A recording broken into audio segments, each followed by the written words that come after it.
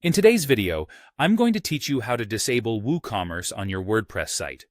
Now, you might be wondering why you'd want to disable WooCommerce. There can be several reasons for doing so.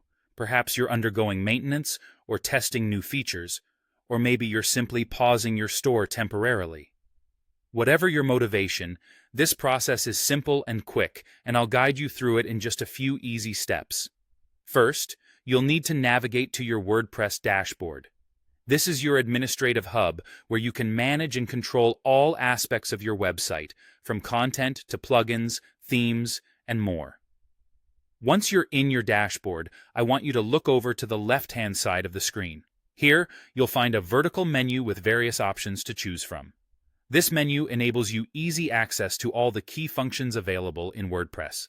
Your next move will be to click on Plugins. This will expand a submenu, and from there, select Installed Plugins. This section displays a complete list of all the plugins you currently have installed on your website, whether they are activated or deactivated.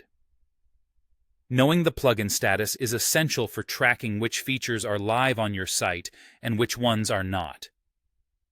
Now, as you scroll through the list of installed plugins, you'll want to locate WooCommerce. The reason you're here today is to disable this specific plugin, so keep scrolling until you spot it.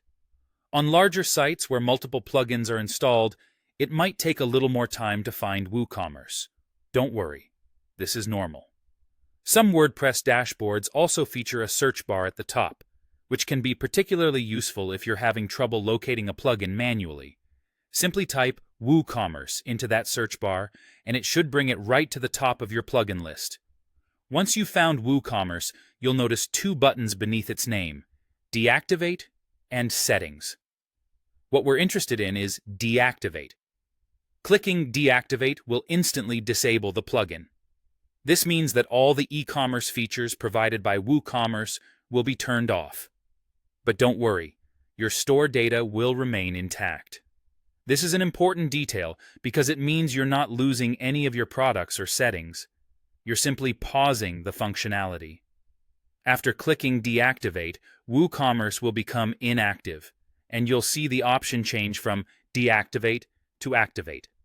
This new button is there in case you decide to re-enable WooCommerce at a later time. Do keep in mind that while WooCommerce is disabled, customers won't be able to make purchases or interact with your store, so make sure your reason for disabling aligns with your business needs. And that's it. You've successfully disabled WooCommerce.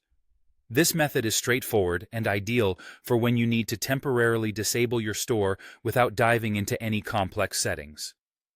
Thank you for watching, and make sure to subscribe for more tutorials.